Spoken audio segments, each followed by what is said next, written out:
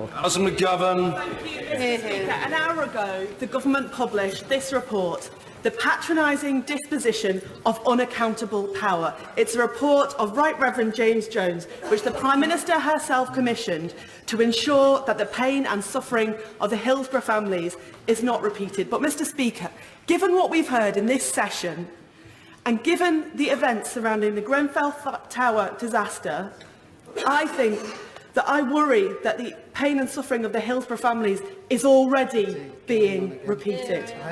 So can the Prime Minister commit her government to supporting both a duty of candour for all public officials and, as this report requires, an end to public bodies spending limitless sums providing themselves with representation which surpasses that available to families? Obviously, the House will appreciate that I have to be careful what I say in relation to the Hillsborough issue because of the ongoing criminal proceedings, but I do want to pay tribute to the work of Bishop James Jones.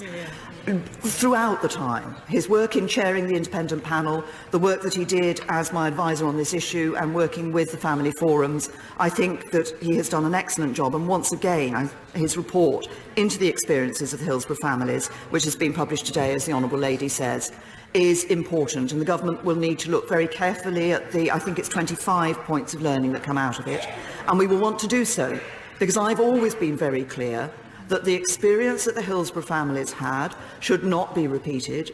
That's why we have looked and we are committed to the concept of the public advocate, because we want to ensure that people have the support that they need, and it's important that we learn the lessons from Hillsborough. I was, as she knows, involved in making the decision that enabled the Hillsborough families to have legal support on a basis that I felt was fair in relation to the other parties involved in that inquest. And I can assure her that we will not forget the Hillsborough families who have been dignified throughout the many years that they have been waiting for justice.